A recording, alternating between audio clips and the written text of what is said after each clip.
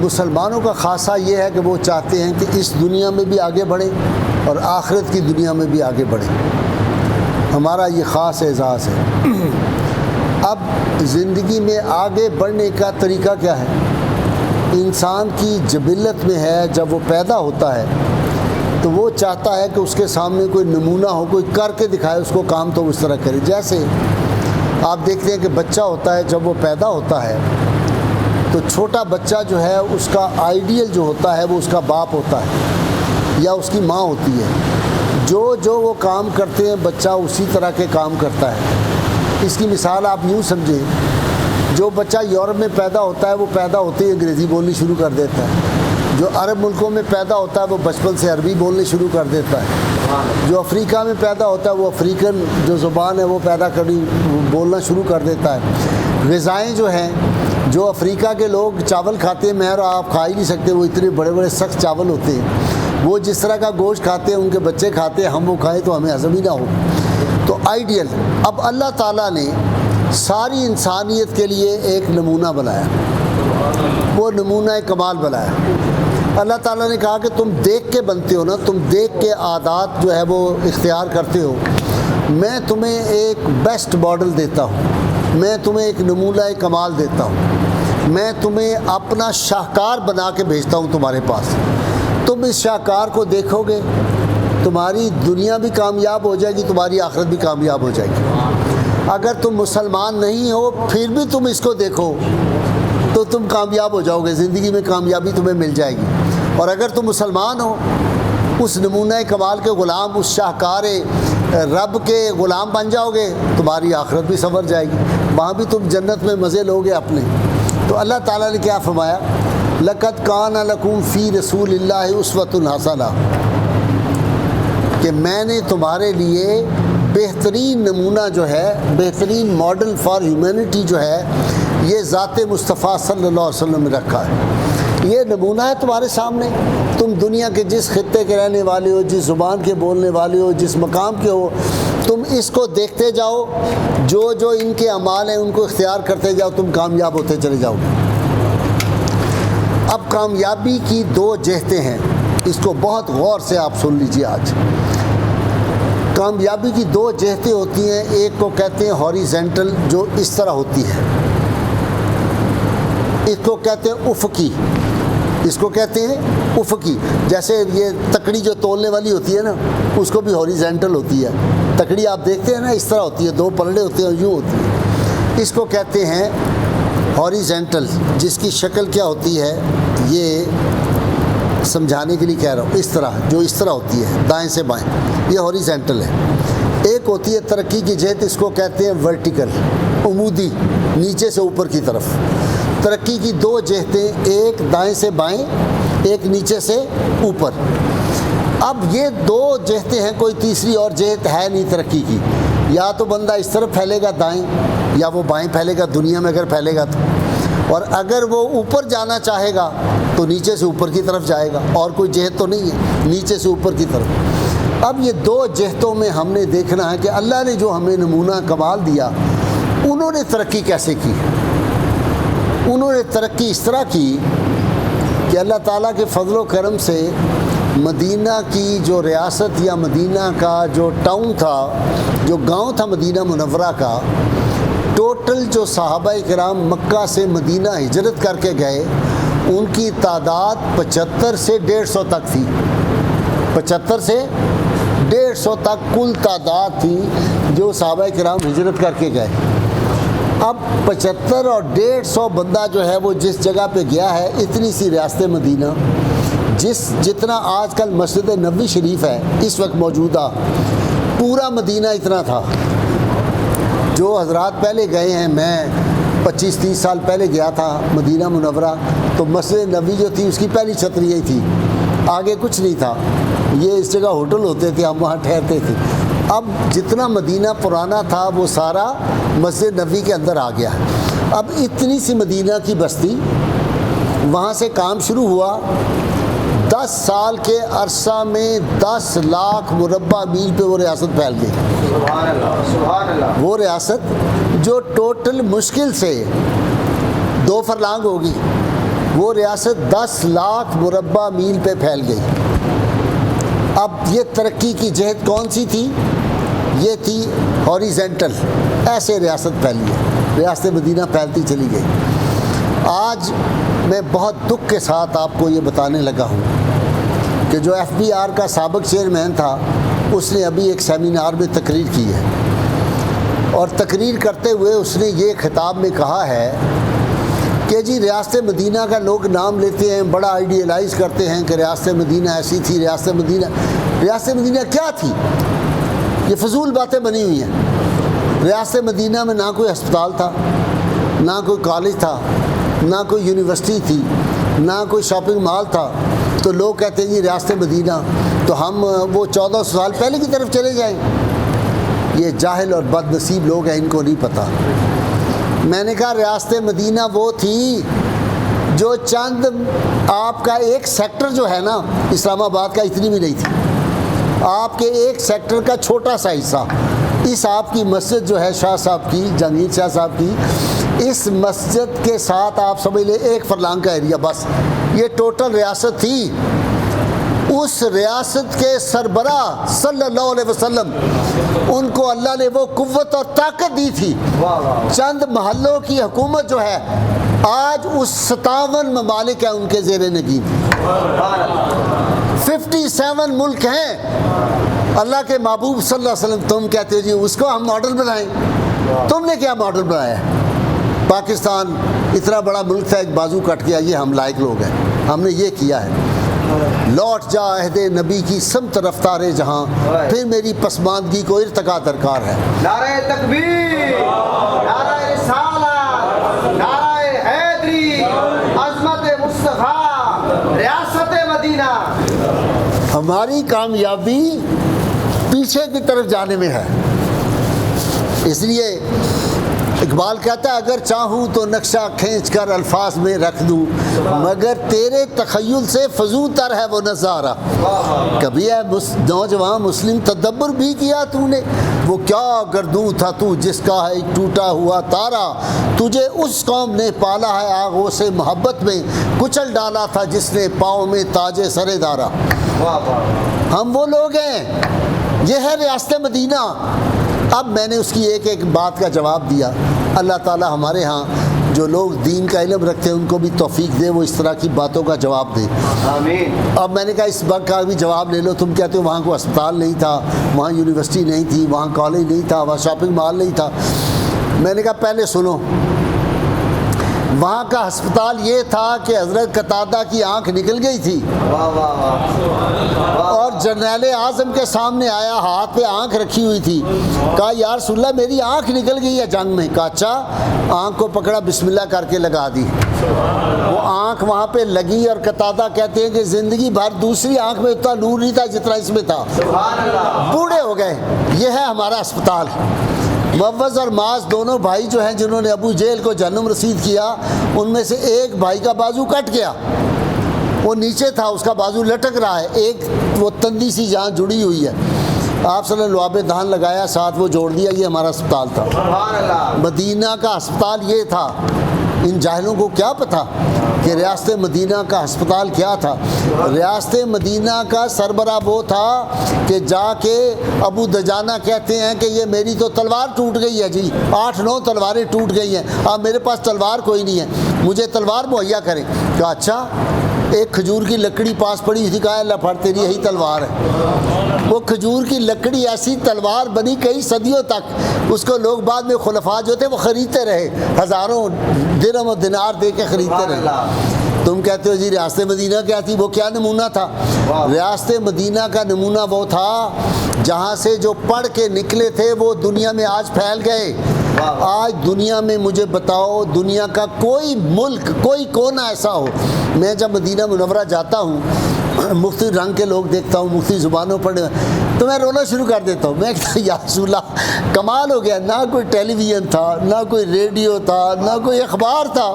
یہ آپ کا کمال نہیں ہے کہ دنیا کا کوئی کونا ایسا نہیں جہاں اشہد ان محمد رسول اللہ کی جو آواز ہے بلند نہ ہوتی ہو 5 وقت۔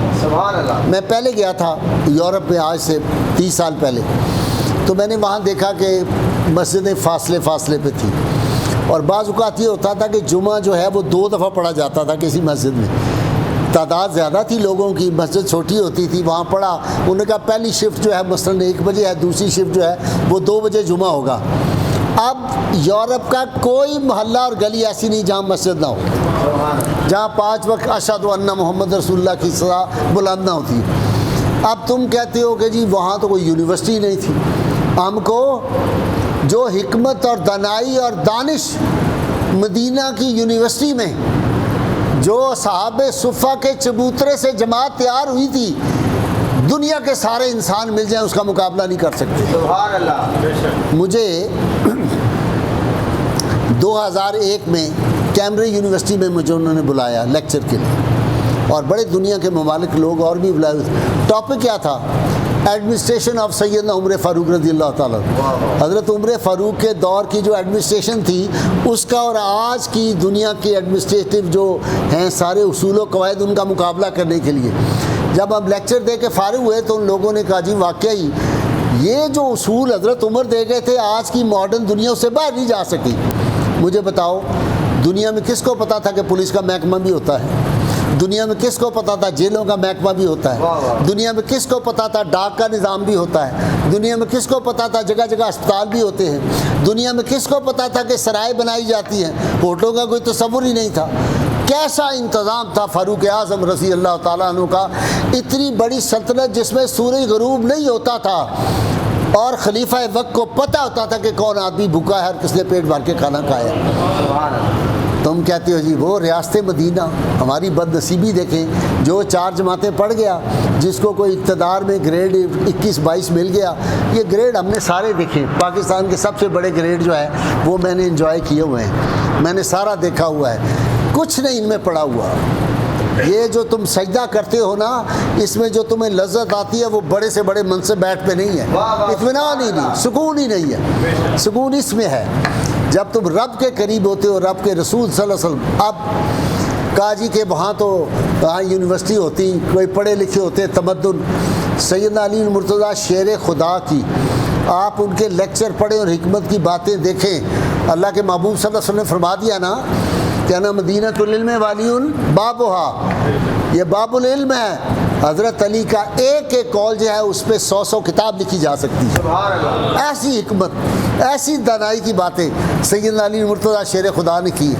پھر اگلی بات سنو، دنیا میں کوئی یونیورسٹی، آپ سمجھدار لوگ ہیں، اسلام آباد میں رہتے ہو، نسٹ ہے، فلانی ہے، انٹرنیشنل یونیورسٹی ہے، بڑی یونیورسٹی ہیں یہاں پہ، مجھے بتاؤ کوئی وائس چانسلر چانسلر یہ دعویٰ کر سکتا ہے کہ میری یونیورسٹی سے پڑھنے والا ہر آدمی جو ہے وہ قابل تقلید اور بڑا قابل ہے؟ کوئی کر سکتا ہے دعویٰ؟ پاکستانی، یورپ کی یونیورسٹیاں میں نے ساری پھری ہے، دنیا پھری ہے، کوئی یونیورسٹی یہ دعویٰ کر سکتی ہے میرا ہر طالب علم جو ہے بہت ٹاپ پہ ہے؟ ایک یونیورسٹی ایسی ہے دنیا میں، ایک یونیورسٹی ایسی تھی، کیا فرمایا اس یونیورسٹی کے چانسلر نے؟ اصحابی کالنجوم بے اقتدیتم اہتدیتم، میرے سارے صحابہ جو ہیں نا یہ ستاروں کی مانند ہیں، یہ ہدایت کے روشن ستارے ہیں، یہ نجوم ہدایت ہیں سارے، 1,24,000 یہ میں نے تیار کیے شاگرد، یہ سارے نجوم ہدایت ہیں۔ اقتدیتم اہتدیتم، تم جس کو بھی فالو کر لو گے تم ہدایت کا راستہ پا جاؤ گے۔ 1,24,000، اس لیے جو بڑی مشہور کتاب لکھی نا سویڈن یونیورسٹی کے پروفیسر نے، ٹور آنڈرے نے جو کتاب لکھی، اسے لکھا محمد صلی اللہ علیہ وسلم اینڈ ہز فیتھ، محمد صلی اللہ علیہ وسلم اور ان کا عقیدہ۔ کہتا ہے کہ میں بچپن میں، چونکہ ہم عیسائی تھے تو ہم بچپن میں جاتے تھے اپنے گرجوں میں، تو وہاں جو گرجوں کے ہوتے تھے ہمارے جو بھی ان کے مذہبی رہنما تھے، وہ ہمیں اسلام کے خلاف بڑی باتیں اور پیغمبر اسلام کے خلاف بڑی باتیں، تو کہتا ہے ہمیں نفرت تھی، تباہ نفرت ہوگی بچپن سے۔ کہتے ہیں میں جب فارغ ہوا یونیورسٹی سے اور میں پروفیسر بنا تو مجھے خیال آیا کہ یار ہم سنی سنائی باتوں پہ عمل کر رہے ہیں، کبھی یہ خود ہمیں دیکھنا بھی چاہیے، یہ پیغمبر اسلام کے جو ہیں ان کے خلاف ہم باتیں سن کے پادریوں کی، تو ہم اس طرف چل پڑیں، ذرا ہم خود بھی تو ادا۔ کہتا ہے میں نے ارادہ کیا کہ میں ان کی زندگی کو پڑھوں گا۔ کہ جب یہ میں نے ارادہ کیا تو میں نے سوچا کہ نہیں، اس سے پہلے میں دیکھوں انہوں نے جو لوگ تیار کیے تھے وہ کیسے تھے، ان کی عظمت کا اس سے بھی تو اندازہ ہوتا ہے نا. جو وہ انگریزی کی آپ بات سنتی ہیں نا، a man is known by the company he keeps. آدمی اپنے دوستوں سے پہچانا جاتا ہے کہ اس کے دوست کیسے ہیں. شاہ جی کے ارد گرد اگر آپ کو نیک لوگ نظر آئیں تو کہتے ہیں شاہ جی بڑے نیک آدمی ہیں. اگر کوئی آدمی بروں کی صحبت میں بیٹھتا ہوا تو کہتے ہیں ادھر سارے یار ہی فراڈین ہیں، اس کے تو سارے دوست ہی بد کردار ہیں. تو کہتا ہے میں نے کہا کہ میں ان کے ساتھیوں کو دیکھوں. کہتا ہے اس کے میں سے میں نے پھر سلیکٹ کیا، مجھے پتہ چلا کہ 4 ان کے خلفاء تھے. کہتا ہے میں نے کہا پہلے میں ان کی زندگیوں کو پڑھوں. اب کہتا ہے کہ میں نے سیدنا صدیق اکبر کو، سیدنا عمر فاروق کو، سیدنا عثمان اور سیدنا علی المرتضیٰ، ان 4 کے بارے میں کتابیں جو اکٹھی کی اور میں نے پڑھی.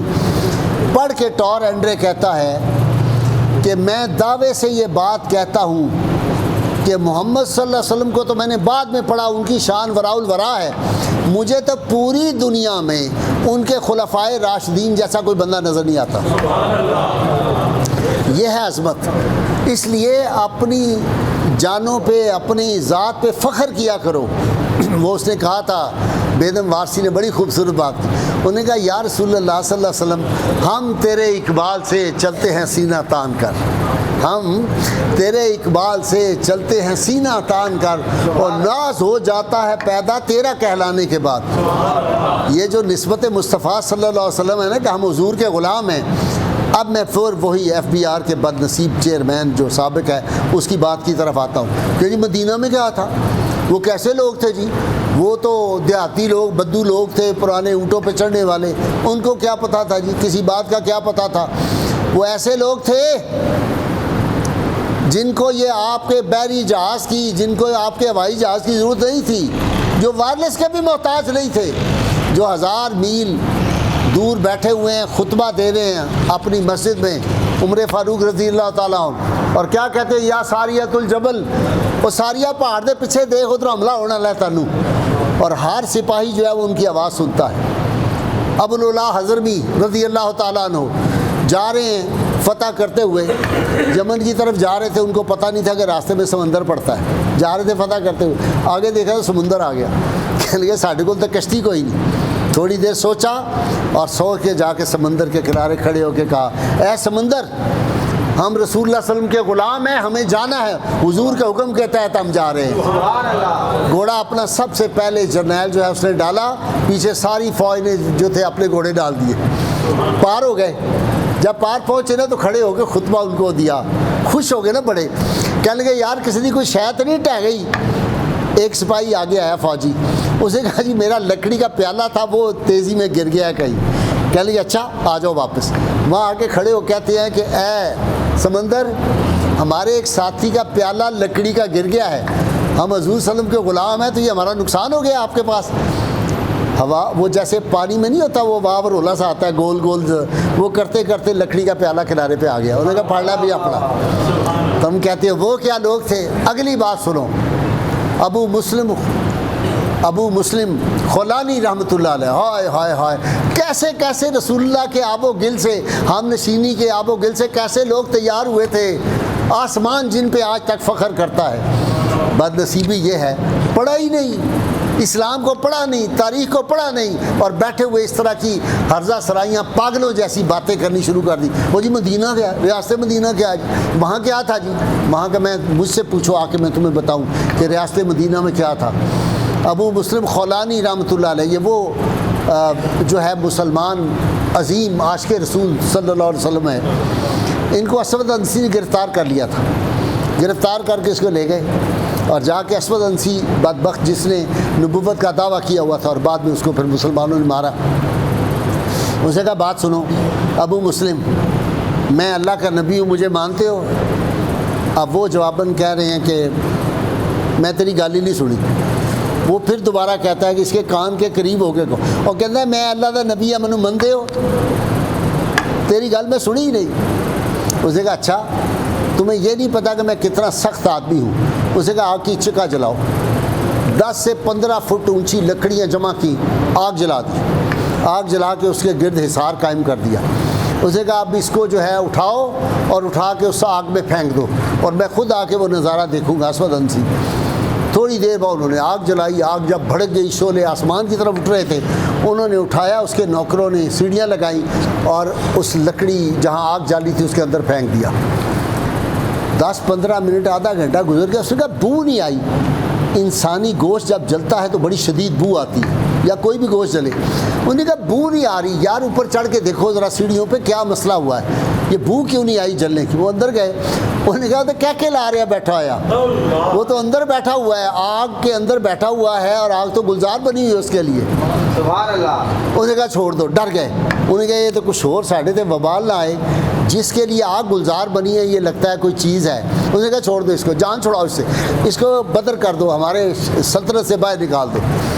اب یہ جو ہیں جب ان کو ایک مہم کے لیے بھیجا گیا حضرت ابو مسلم خولانی رحمۃ اللہ علیہ کو، تو یہ کمانڈر تھے اس ایک فوجی دستے کے. آگے دریا آ گیا. ابو مسلم خولانی کے ساتھیوں نے کہا حضرت اب تو دریا آ گیا، کشتی ہے نہیں، گھوڑے ہیں، اونٹ ہیں، ان کو کیسے ڈالیں؟ کہا چپ کرو، ہم رسول اللہ کے غلام ہیں، ہم پہ تو آگ گلزار بن گئی تھی، پانی کی کیا ضرورت ہے ہمیں نقصان پہنچائے. وہاں کھڑے ہو کے دریا کو کہا دریا ہم رسول اللہ کے غلام ہیں، ہم نے پار جانا ہے. دریا کے اندر اپنے گھوڑے ڈالے. آپ حیران ہوں گے، مورخین نے لکھا کہ وہاں سے دھول اٹھنی شروع ہوگی، لگے جیسے ڈیزرٹ میں جا رہے ہیں. اور یہ وہ ہیں ابو مسلم خولانی. حضرت عمر فاروق رضی اللہ تعالیٰ عنہ مسجد نبوی میں آتے ہیں، سیدنا صدیق اکبر کا دور ہے. دیکھتے ہیں کہ آدمی کونے میں بیٹھا ہوا اپنی تسبیح پڑھ رہا ہے، چہرہ بڑا نورانی ہے، بڑا امپریس ہو رہے ہیں اس کے چہرے کو دیکھ کے. حضرت عمر فاروق رضی اللہ تعالیٰ پاس گئے، کہنے لگے بھائی صاحب آپ کون ہیں، آپ کا نام کیا ہے؟ کہتے ہیں میرا نام عبداللہ، اللہ کا بندہ ہے. کہنے لگے سارے اللہ کے بندے ہیں یار، تم کہاں سے آئے ہو؟ کہنے لگا میں اللہ کی طرف سے آیا ہوں. حضرت عمر فاروق کی نگاہ دیکھیے کیسی ہے.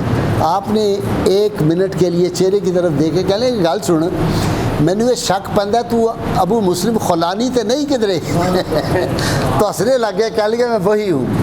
تو حضرت عمر خوش ہو گئے، کہنے لگے شکر ہے رسول اللہ کے غلاموں میں ایک ایسا آدمی ہے جس نے ابراہیم علیہ السلام کی سنت پہ عمل کیا، اس کے لیے آگ گلزار بنی، تم تو وہ ہو، میں سمجھ گیا ہوں. اسود انسی نے جس کو ڈالا تھا. اتنی دیر میں حضرت عمر جلدی سے گئے اور سیدنا صدیق اکبر کو بلا کے لائے. کہنے لگے کہ ابو مسلم خولانی آیا ہوا ہے جس پہ آگ گلزار بنی تھی. تو سیدنا صدیق اکبر دائیں طرف بیٹھ گئے، حضرت عمر بائیں طرف بیٹھ گئے، اور درمیان میں ابو مسلم خولانی بیٹھا ہوا ہے اور اس پہ فخر کر رہے ہیں. سیدنا عمر فاروق لوگوں کو بتا رہے ہیں لوگوں یہ وہ بندہ ہے. تو اب آپ کو سمجھ آ گئی کہ ریاست مدینہ کیا تھی، ہم اس کا نام کیوں لیتے ہیں. ہماری ترقی، ہماری کامیابی اس طرف جانے میں ہے، اس سے جتنا دور ہو گئے اتنا ہی ذلیل ہو گئے. کامیابی محمد صلی اللہ علیہ وسلم ایسے نہیں اقبال کہہ گیا کہ محمد سے وفا تو نے تو ہم تیرے ہیں، اوپر سے ہر وقت صدا آتی ہے، آسمان سے ہر لمحہ یہ آواز آ رہی ہے کہ محمد سے وفا تو نے تو ہم تیرے ہیں. یہ جہاں چیز ہے کیا لوح و قلم تیرے ہیں، وہ نہیں لوح و قلم. یہ تھا ریاست مدینہ. وہاں جو جماعت تیار ہوئی تھی وہ کیسی تھی کہ رسول اللہ صلی اللہ علیہ وسلم جا رہے ہیں، سیدنا صدیق اکبر ساتھ ہے، شدید پیاس لگ گئی، ڈیزرٹ ہے، گرمی ہے. تو سیدنا صدیق اکبر نے کہا یا رسول اللہ پیاس بڑی لگی. آپ صلی اللہ علیہ وسلم فرمایا اچھا یہاں تو کوئی پانی تو قریب ہے نہیں، جو پانی ساتھ تھا وہ ختم ہو گیا تھا. آپ نے کہا یہ ایک بچہ بھیڑیں چرا رہا ہے، اس کو بلاؤ. اس بچے کو بلایا، بھیڑیں اس کے پاس تھی، بکریاں. اس کو کہا بیٹا ہمیں اجازت دو، ہم ایک بکری کا دودھ نکال کے پی لیں، ہمیں بہت پیاس لگی ہے اور ہم اس کے تمہیں پیسے دے دیں گے جتنا دودھ کے پیسے ہوں گے. اس نے کہا نا جی نا، میرے مالک نے اس کو میرے سپرد کیا ہوا ہے، یہ امانت میں خیانت ہوگی، میں نے اپنے مالک سے نہیں پوچھا ہوا، میں آپ کو دودھ دینے کی اجازت نہیں دیتا. آپ صلی اللہ علیہ وسلم فرمایا اچھا یہ بتاؤ یہ جو بکری کا بچہ یہاں کھڑا ہے اگر اس میں سے ہم دودھ نکال لیں تو پھر تو تمہیں اجازت دے دو. کہنے لگا جناب یہ تو ابھی گابن ہی نہیں ہوئی، اس نے بچہ ہی نہیں دیا تو اس کا دودھ کیسے آئے گا. آپ نے کہا اگر ہم نکال لیں. کہہ رہے کر لو. آپ صلی اللہ علیہ وسلم بسم اللہ پڑھا اور اس چھوٹی بچی بکری کے تھنوں کو ہاتھ لگایا، وہ اتنے اتنے لمبے تھن ہو گئے دودھ سے بھرے ہوئے. آپ صلی اللہ علیہ وسلم نے دودھ نکالا، پیالہ بھر گیا دودھ سے. سب سے پہلے یہ ہے رحمۃ اللہ علیہ، آپ نے کہا بیٹا تم پی لو، تم بھی تو بکریاں چرا رہے ہو، پیاسے ہو. پہلے اس کو دیا، پھر نکالا صدیق اکبر رضی اللہ تعالیٰ کو دیا، پھر آپ صلی اللہ علیہ وسلم نے سب سے بعد میں پیا خود دودھ. وہ حیران بچہ ہو گیا کہ یہ بچی جو ہے اس کا دودھ اتنا نکل آیا ہے. پھر آپ نے بسم اللہ پڑھی، وہ تھن اس کے اپنی اصلی جگہ پہ واپس چلے گئے.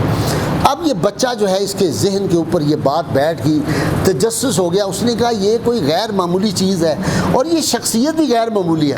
پھر رسول اللہ صلی اللہ علیہ وسلم کا حسن اور حسن جمال, جس پہ حسن یوسف قربان, وہ کمال حسن حضور ہے کہ گمان نقص جہاں نہیں, یہی پھول خار سے دور ہے, یہی شمع ہے کہ جواں نہیں.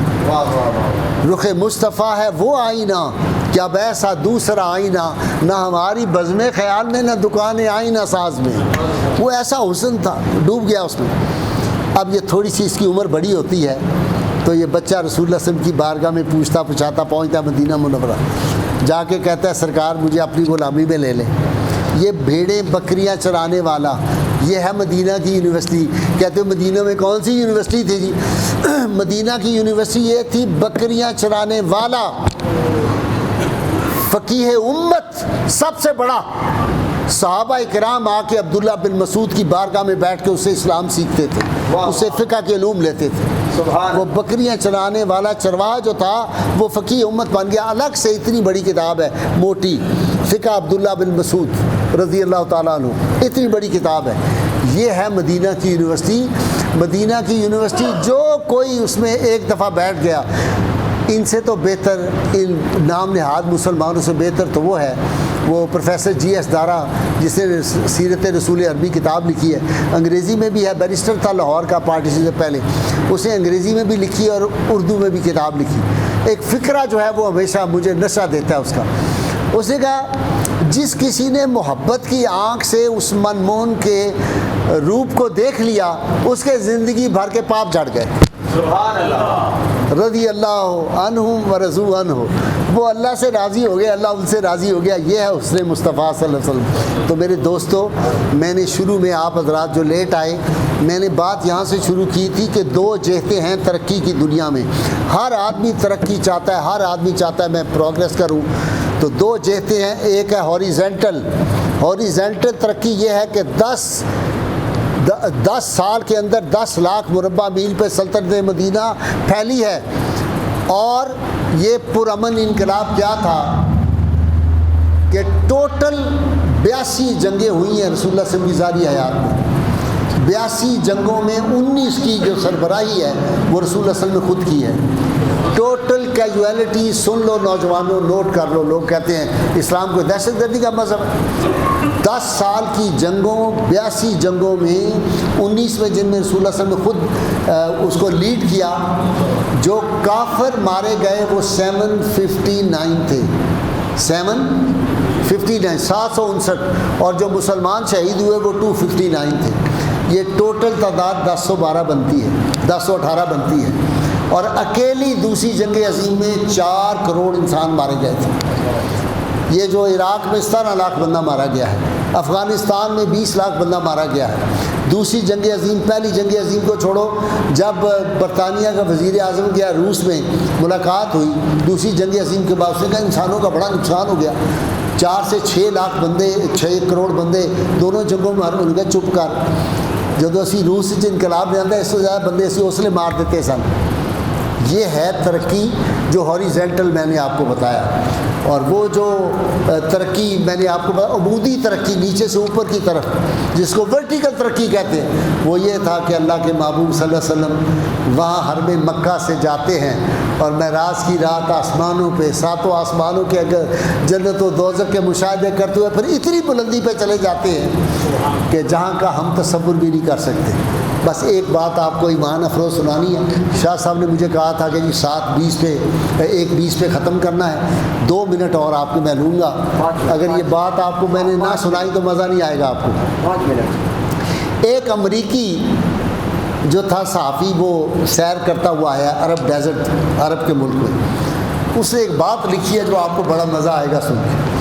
کہتا ہے ہم ڈیزرٹ میں جا رہے تھے, سفر کر رہے تھے, ہمیں پیاس لگ گئی. میرے ساتھ کہتا ہے وہ جو تھا ٹرانسلیٹر بھی